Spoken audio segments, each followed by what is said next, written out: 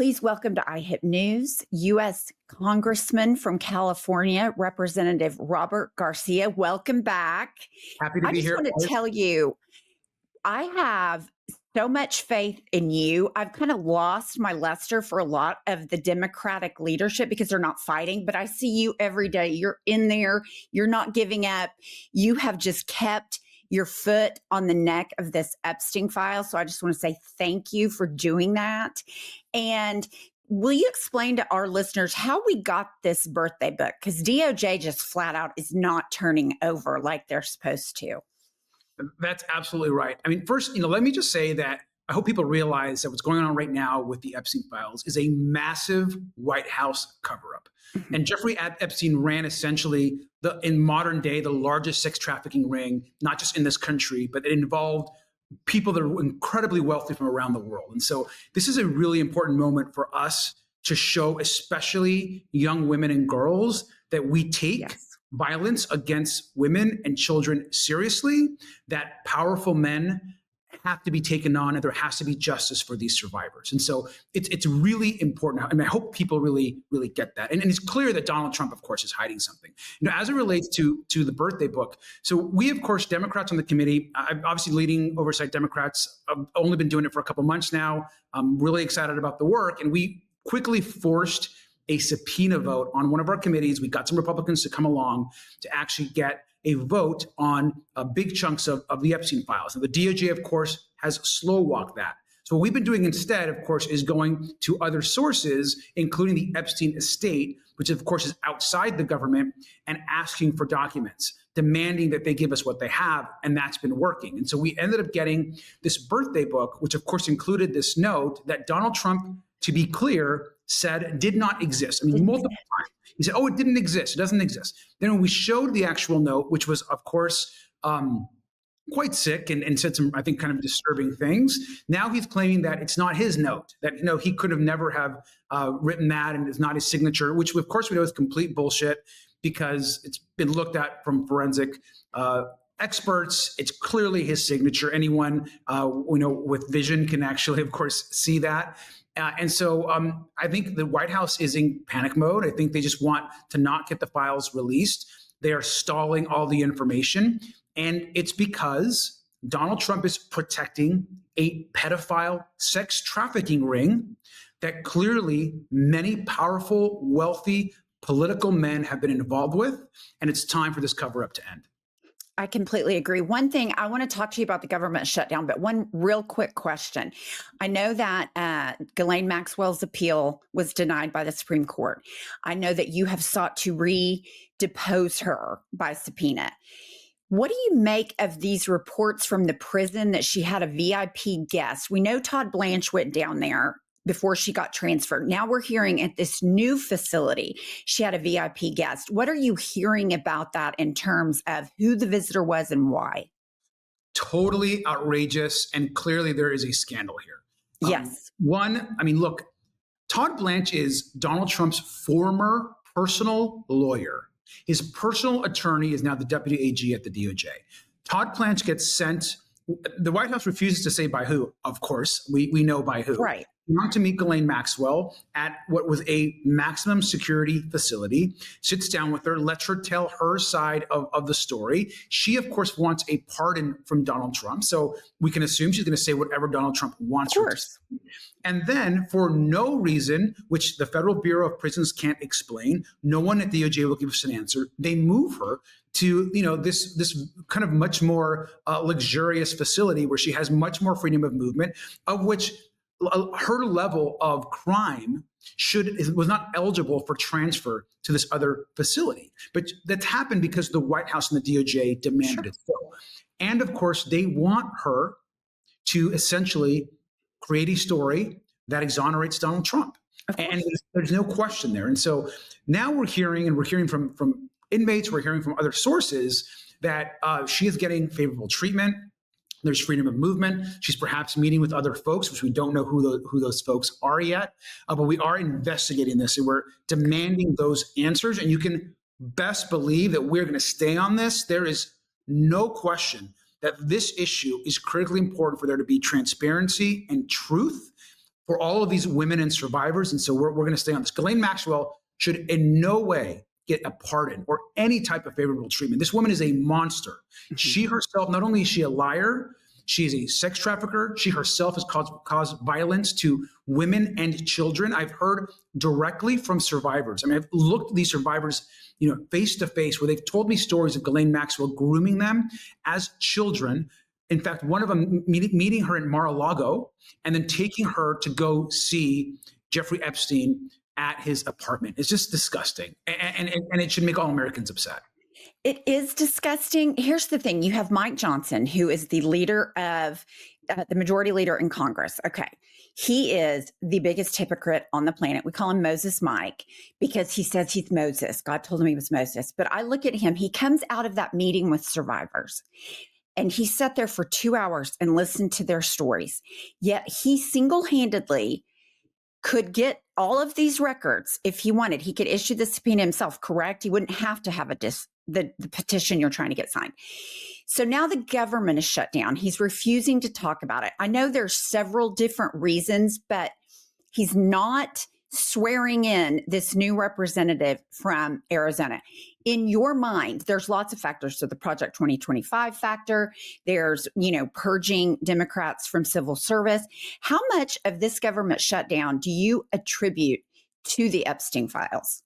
Oh, I think there's no question that Mike Johnson doesn't want to deal with the Epstein files, doesn't want Adelita Grijalva sat because she would be the 218th vote to force a vote across the entire House of Representatives to actually release the files. And that would have to put every single Republican on record of whether or not they believe that these files should be made public to the American people and to the Congress. And so Mike Johnson is running scared around the Epstein files, which is why a big part of why this government is shut down. He could have sworn her in already. He refuses to do it. It is completely ridiculous. Her election, by the way, he initially had said, oh, well, her election is not certified. It's now certified. Mm-hmm.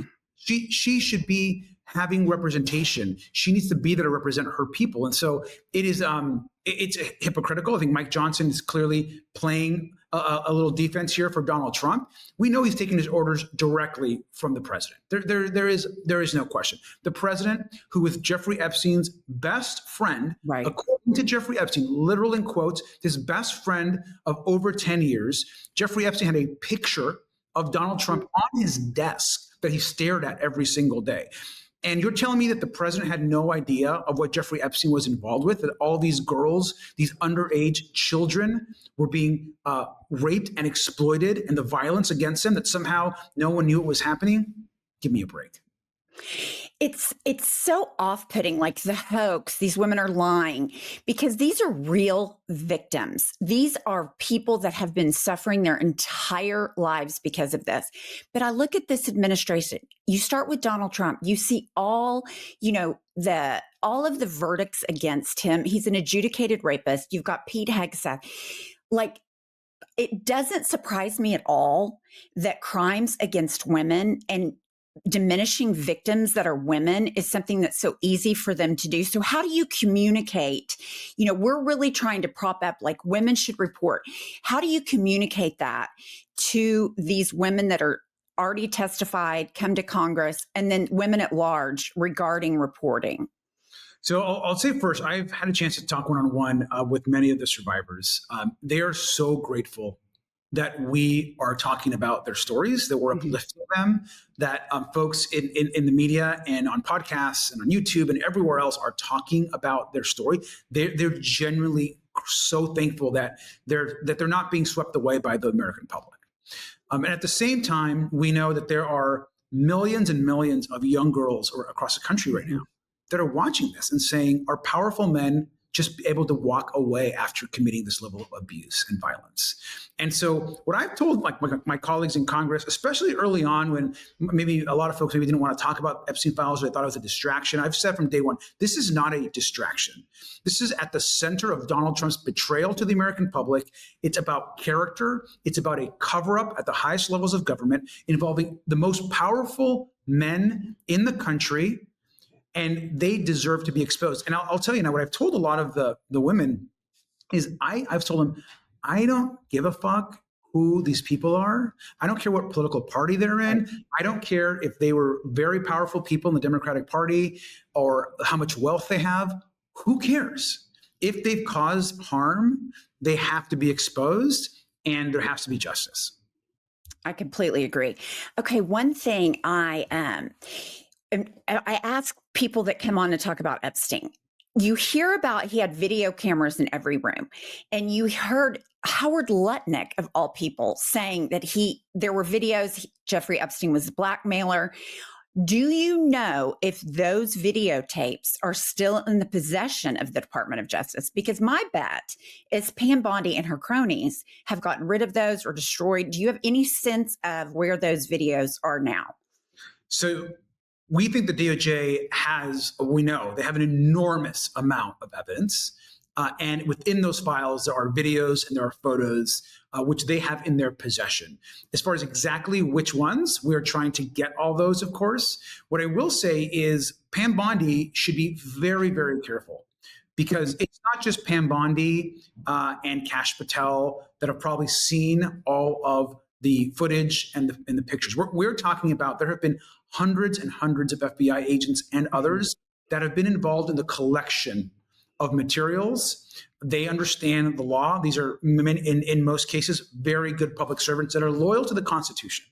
And so I think they understand that there's been a lot of people that have seen or are aware of different types of evidence. And so Pam Bondi will be held accountable for her actions as Attorney General. She will not be Attorney General forever. The Oversight Committee and Democrats on our committee will have the chairmanship and the gavel and the ability to subpoena and collect any documents at any time once we get to the majority. So I think they have to understand that they need in this moment to do the right thing. All of that evidence needs to be preserved. Am I confident of it? Absolutely not. This is a corrupt group of lying and scheming individuals, but we've got to push for it, and it's important for us to keep talking about it. No, I completely agree. And then on the government shutdown, do you see light at the end of the tunnel? I mean, it's hard for me to believe that they have any interest in bringing back the federal government. What's your take from the inside the Beltway? I mean, look, I think what people need to understand is why we're in this fight and why I'm dug in and so many others is all people seeing right now are their costs going up, and they're seeing their costs at home, their rent's going up, they're looking at their mortgage, they're looking at their grocery costs, and now their healthcare costs are going to dramatically increase. You are seeing right now people getting mail in every day and daily that is saying, you know what, in a few months, your premiums on your Affordable Care Act, your insurance is actually going to skyrocket. In some cases, more than double what they're currently paying right now. We have to say enough. We cannot allow Donald Trump not just destroy our institutions, but destroy people's health care.